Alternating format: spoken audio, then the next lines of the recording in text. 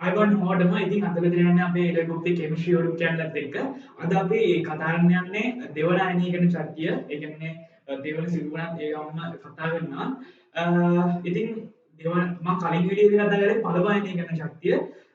ඉතින් දෙවන අයනීකරණ ශක්තිය ගත්තොත් ඊටාම සුළු තියරි කොටසක් තමයි තියෙන්නේ. පොඩි වීඩියෝ එකක් කියන එක. අපි කොහොම මෙතන කොපි ගානේ කරන්නේ ගොඩක් සරලව කතා කරන එක. අවශ්‍ය වුණේ විතරයි. ඒ වගේම තමයි මේක පොඩි තියරි කොටසක් වුණාට අපිට ඉදිරියේදී ගොඩක් ප්‍රශ්න කතා කරන්න තියෙනවා මේ දිවන ආයනීකරණ ශක්තිය ගැන. හරි. එහෙනම් අපි දිවන ආයනීකරණ ශක්තිය ගැන කතා කරමු. හරි. දැන් දිවන ආයනීකරණ ශක්තිය ගත්තොත් දිවන ආයනීකරණ ශක්තිය කියන්නේ උදාසීන පරමාණු ඉලෙක්ට්‍රෝන දෙකක් ගැලවීම නෙමෙයි. දෙවන ආයනීකරණ ශක්තිය කියන්නේ දැන් යම්කිසි පරමාණුවක ප්ලස් අයනයෙන් තවත් ඉලෙක්ට්‍රෝනයක් ගැලවෙනවා. කියන්නේ ඉලෙක්ට්‍රෝනය උදාසීන පරමාණුවේ ඉලෙක්ට්‍රෝනයක් ගැලවුවට පස්සේ තවත් ඉලෙක්ට්‍රෝනයක් ගැලවෙනවා තමයි දෙවන අයනීකරණ ශක්තිය කියන්නේ. දෙවන ඉලෙක්ට්‍රෝන ශක්තිය කියන්නේ උදාසීන පරමාණුවේ ඉලෙක්ට්‍රෝනයක් ගැලවුවට පස්සේ ආයෙ පාරක් ඉලෙක්ට්‍රෝනයක් ගලවලා තුන්වෙනි පාරට ගලවන ඉලෙක්ට්‍රෝන ගැලවීම තමයි දෙවන අයනීකරණ ශක්තිය කියන්නේ. හරි. එහෙනම් අපි ඒක ගැන තව ටිකක් සාකච්ඡා කරමු. දැන් අපි දන්නවා සාමාන්‍යයෙන් අපි පළමු අයනීකරණ ශක්තිය ගත්තා පළමු අයනීකරණ ශක්තිය අපි මේ වගේ අයනීකරණ ශක්තිය දිත්තේ අඳුරු රටාවක් තියෙනවා මෙන්න මේ රටාව.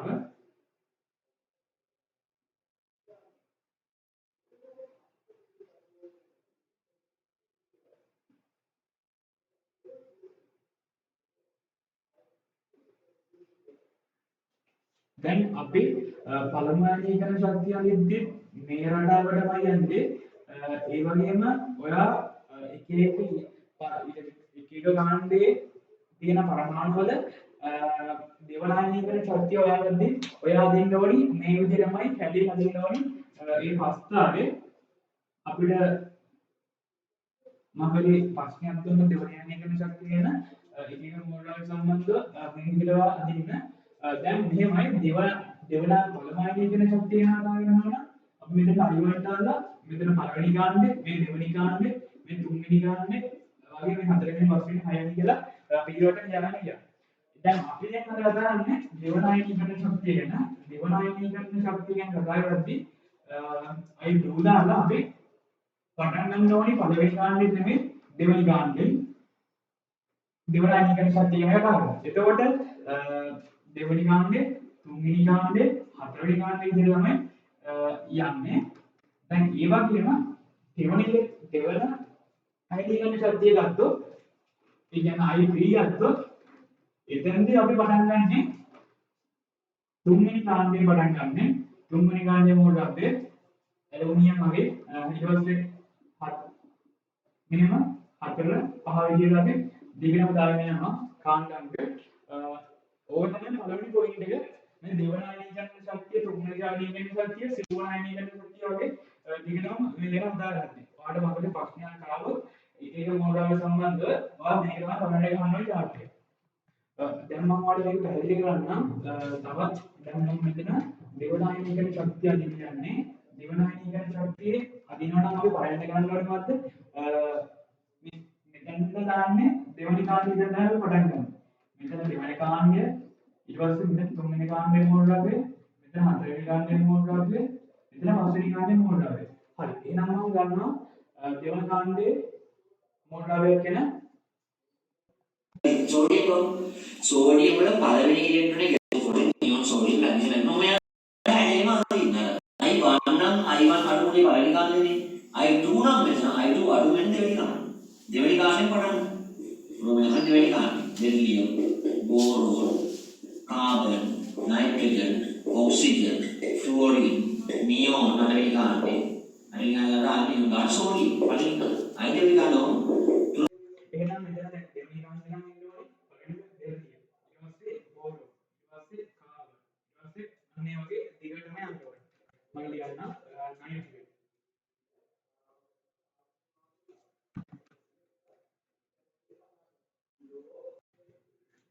तर हाइड्रोजन कांड ना ऑक्सीजन हत्तेनी कांड ना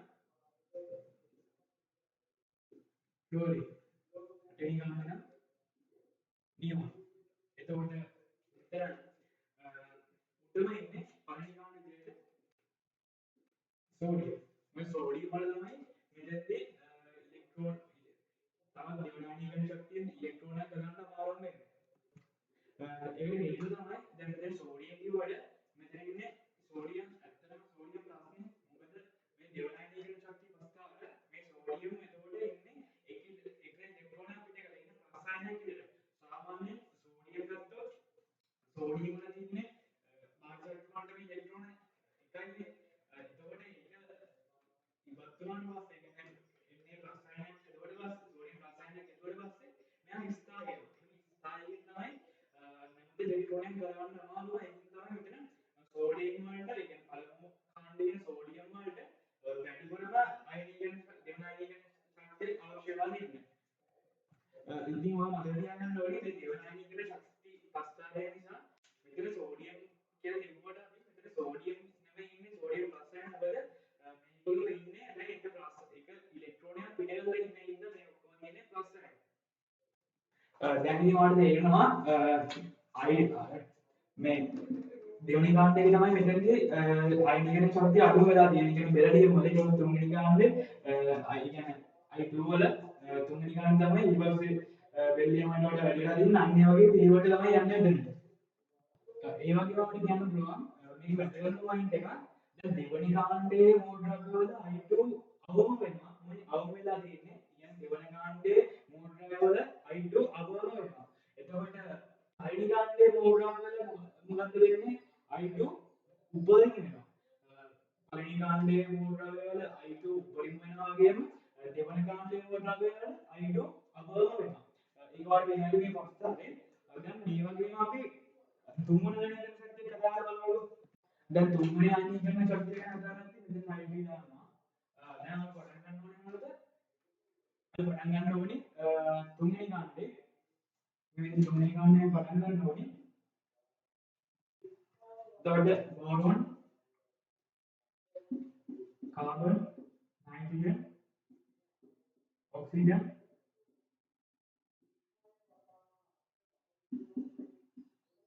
ක්ලෝරින්, නියෝන්,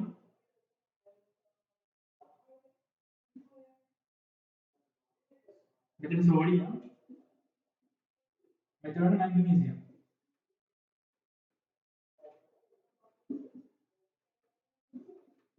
දැන් මැග්නීසියම්. දැන් ඉතින්දී අපිට කියන්න පුළුවන් තුන්වන කාණ්ඩයේ මූල ද්‍රව්‍යවල තුන්වන අයනීකරණ ශක්තිය අවමයි කියලා. මොකද මෙතන තියෙන්නේ තුන්වන කාණ්ඩයේ මූල ද්‍රව්‍යවල තුන්වන අයනීකරණ ශක්තිය අවමයි කියලා කියන්න පුළුවන් අපිට. ඒ වගේම දෙවන කාණ්ඩයේ මූල ද්‍රව්‍යවල තුන්වන අයනීකරණ ශක්තිය උපරිමයි කියලා අපිට මෙතන කියන්න පුළුවන්. එතකොට ඕනනම් අපිට සිව් වල අයනීකරණ ශක්තිය ඒ වගේ දෙකම ලියන්න පුළුවන්. හරි දැන් නම් අපි ගාලේ විවිධ මෝල් ද්‍රව්‍යවල දෙවන අයනීකරණ ශක්තිය පස්තාවල දැන් එහෙනම් අපි කතා කරමු එක මෝල් ද්‍රව්‍යවල අනිවාර්ය අයනීකරණ ශක්තිය පස්තාවල ගැන. එක මෝල් ද්‍රව්‍යවල අනිවාර්ය අයනීකරණ ශක්තිය පස්තාවල ගැන. හරි දැන් අපි ඒකට උදාහරණයක් විදිහට බලන්න උදා කරමු ඇලුමිනියම් වල අනිවාර්ය අයනීකරණ ශක්තිය පස්තාවල. අපි දන්නවා ඇලුමිනියම් ගත්තොත් ඇලුමිනියම් වල බාහිර අවශ්‍ය ඉලෙක්ට්‍රෝන තුනක් තියෙනවානේ.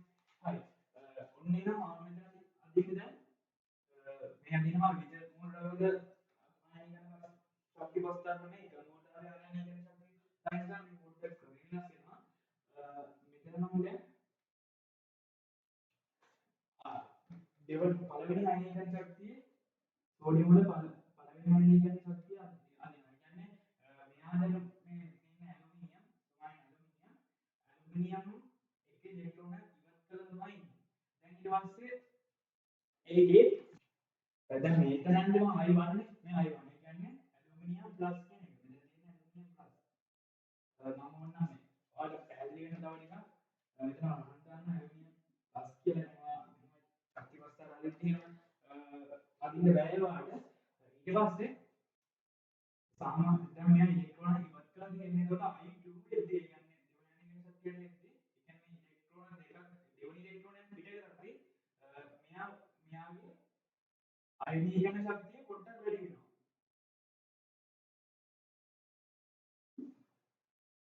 මේ විදිහට වැඩි වෙනවා. මේක I2 ඒ කියන්නේ මෙයාගේ දෙවන ඉලෙක්ට්‍රෝනය පිට කරන්න ඕනේ ආයනිකන ශක්තිය තමයි මෙතන වෙන්නේ. දැන් අපි දන්නවා ඇයි මෙහෙම වැඩි වෙන්නේ? ඇයි මේ ඉලෙක්ට්‍රෝන පිට කරන්න ඊළඟ ආයනිකන ශක්තිය වැඩි වෙන්නේ? ඒකට හේතුව තමයි අපි දන්නවා සාමාන්‍යයෙන් දැන් ඇලුමිනියම්ගේ පරමාණුවක් ගත්තොත් මේ විදිහට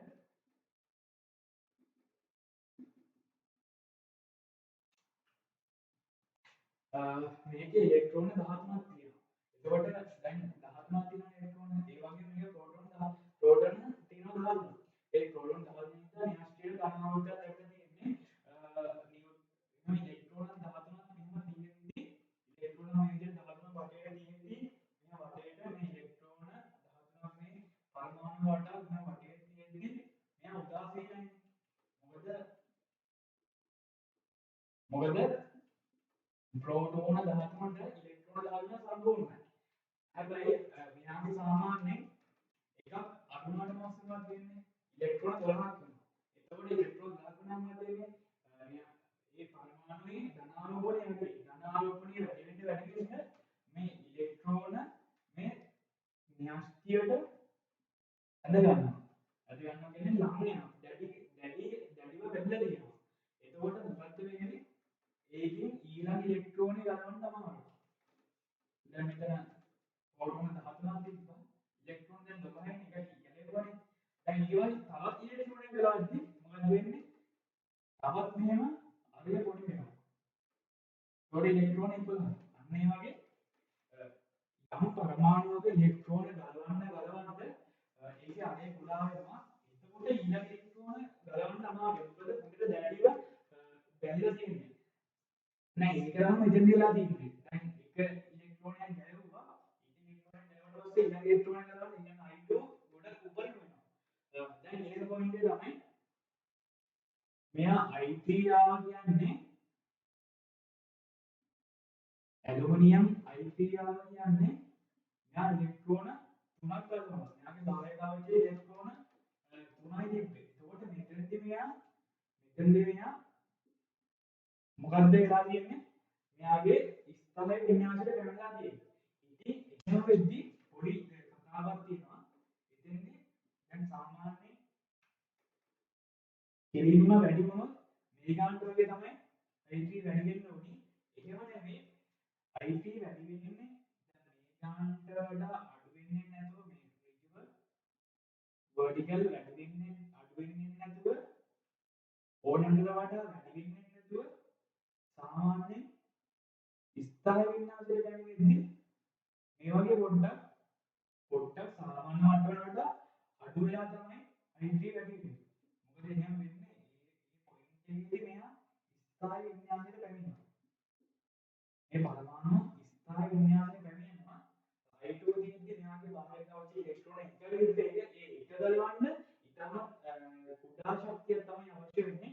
ඒ හින්දා පොඩ්ඩක් තුන්වෙනි ආයනිකන ශක්තිය පොඩ්ඩක් තමයි නගින්නේ. වීඩියෝ සාපේක්ෂව කියන්නේ සාපේක්ෂව පොඩ්ඩක් තමයි නගින්නේ. ඔයාලට ආයෙ මතක තියාගන්න ඕනේ. දැන් මෙයා ස්ථාය වින්‍යාස තමයි දැන් ඉන්නේ. දැන් ස්ථාය වින්‍යාසය කියන්නේ මෙයාගේ බාහිර ඇලුමිනියම් වල බාහිර ශක්ති මට්ටම සම්පූර්ණයෙන්ම තියෙනවා. සම්පූර්ණයෙන්ම තියෙද්දි එයාගෙන් ඊළඟ ඉලෙක්ට්‍රෝන ගන්න කොහොමද තමයි. මොකද එයා හොඳට බැඳලා ගන්නට බැලන්ස් වෙලා ඉන්නේ. ඒකින්ද මේ ඊළඟ I4 එක කියන්නේ ඇලුමිනියම් වල හතර ඉලෙක්ට්‍රෝන ගලවන්න ඉතාම අමාරු වෙනවා. එතකොට අයනීකරණ ශක්තිය උපරිම වෙනවා. ඒ කියන්නේ මෙයා ආවට වඩා ඉතාම එකපාරට ගොඩක් දුරට නගිනවා ඊළඟ අයනීකරණ ශක්තිය. ඊට පස්සේ I4 කෙලින්ම ටික මේ වගේ I4 මෙහෙම ආය සාමාන්‍ය විදිහට මේ වගේ කෙලින්ම උඩට යනවා. සාමාන්‍ය විදිහට කෙලින්ම උඩට යනවා.